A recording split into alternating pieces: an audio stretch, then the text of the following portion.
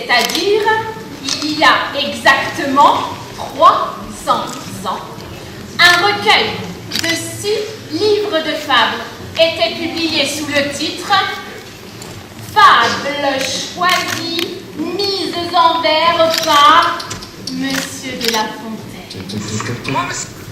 L'auteur le destinait à un prince enfant, le dauphin de France, et le présentait très modestement comme quelques essais.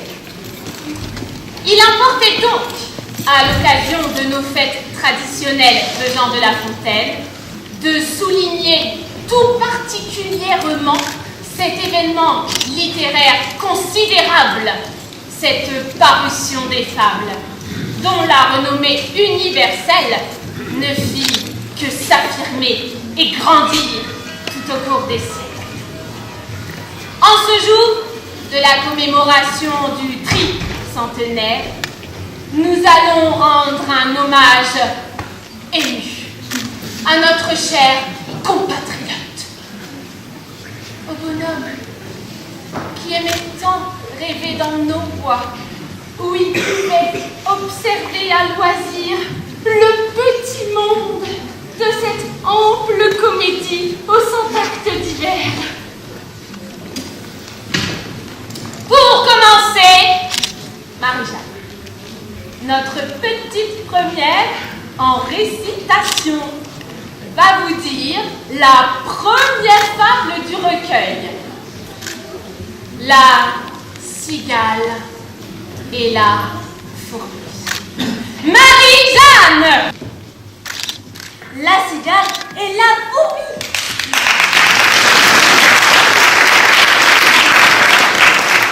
La cigale, ayant chanté tout l'été, se trouva fort dépourvue quand la bise fut venue.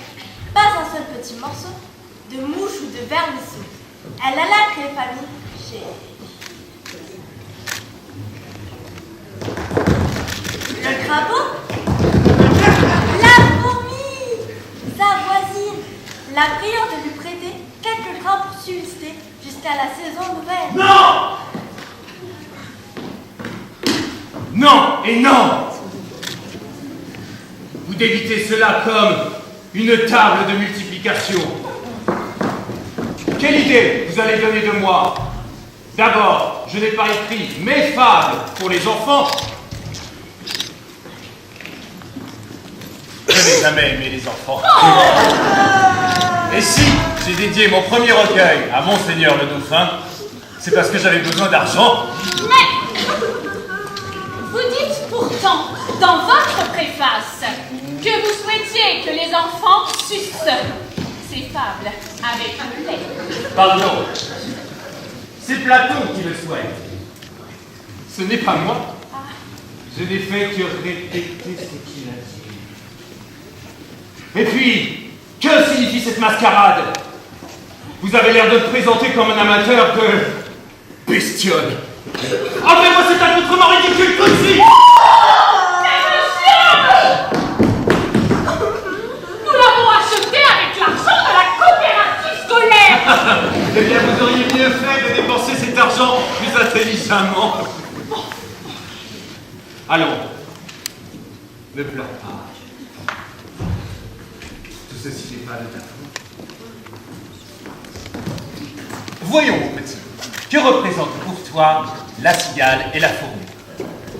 C'est ça. Non, madame la députée, ce n'est pas vous que j'ai interrogé.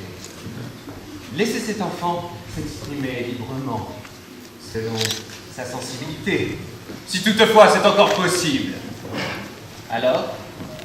C'est l'histoire d'une cigale qui a chanté tout l'été et qui manque de nourriture quand l'hiver arrive. Alors, elle demande à la fourmi, sa voisine, qui a été plus prévoyante qu'elle, de l'aider. Mais celle-ci refuse pour lui donner une leçon. C'est pour nous apprendre à penser à l'avenir. Et voilà. Et voilà.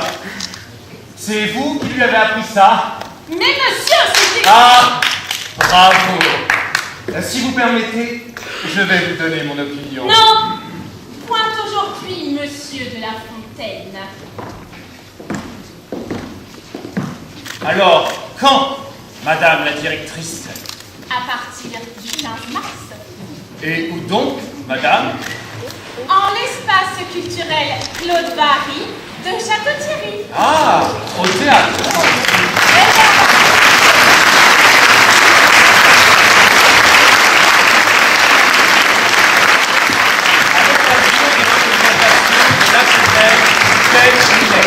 Réservation au 03 23 83 42 43.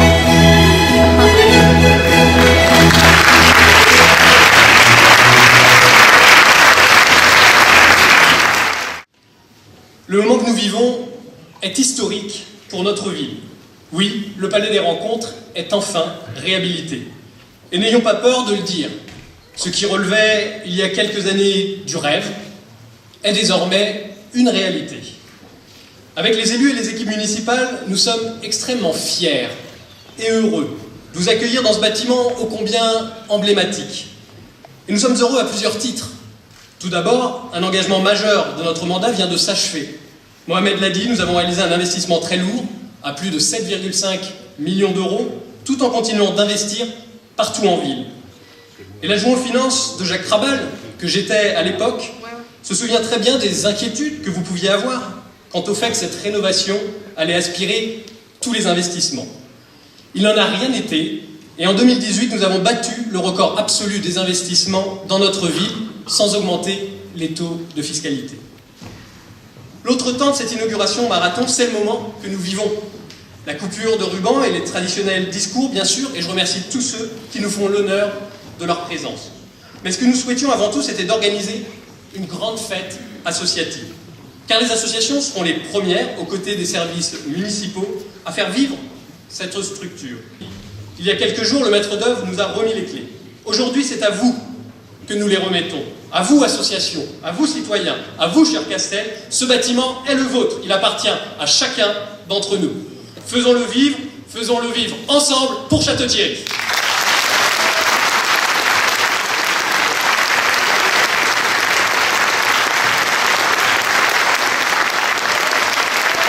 Le maire, permettez-moi de m'associer à votre fierté. Vous avez dit que vous étiez fiers. Oui, je pense que légitimement, nous pouvons l'être. Nous pouvons l'être, c'est un bel équipement et sur lequel je reviendrai. Cette fierté, elle se manifeste aussi d'une manière régulière. Et je n'oublie pas, en tant qu'élu, cher Mohamed, que nous avions sur ce projet deux éléments très importants pour la ville. C'était l'inauguration du centre aquatique, de la piscine. Et je salue tout l'engagement qu'il a fallu de Michel Puzelier pour que cet équipement puisse être déjà inauguré. Mais c'était vraiment un élément fondateur, et donc l'inauguration de la piscine. Et bien évidemment, le deuxième, c'est l'inauguration d'aujourd'hui. Le vivre ensemble, on en parle partout, tout le temps. Et je souhaite que ce palais des rencontres le montre bien, qu'on ne se rencontre pas seulement par rapport à ce qu'on est professionnellement, à ce qu'on est culturellement, mais à ce qu'on est vraiment humainement. Donc, longue vie au palais des rencontres, vous avez les clés, et bien faites-le vivre, merci à vous.